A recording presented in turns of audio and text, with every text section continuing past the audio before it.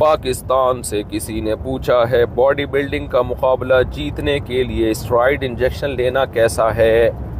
دیکھیں اسٹیرائڈ جو ہے میڈیکلی ایک بہت صحت کے لیے نقصان دہ چیز ہے. تو اب نقصان دہ چیز کا استعمال ناجائز ہے. اب کتنا نقصان ہوگا کس کو، کتنا نہیں ہوگا، کیا نقصان کے بعد اس کی تلافی بھی ہو سکتی ہے. بعض لوگ اسٹیرائڈ لیتے ہیں لیکن پھر کچھ ایسا کر لیتے ہیں کہ وہ نقصان جو ہونے والا تھا وہ نہیں ہوتا ان کو.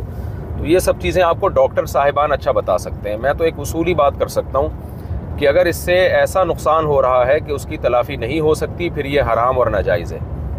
ایک بات. نمبر 2، اگر اس سے آپ دھوکہ دے رہے ہیں کسی کو تو بھی ناجائز ہے. دونوں باتیں نہیں ہیں تو پھر جائز ہے. تو اب یہ بات ڈاکٹر زیادہ اچھی بتا سکتے ہیں کہ اس میں نقصان کا پہلو کتنا ہے.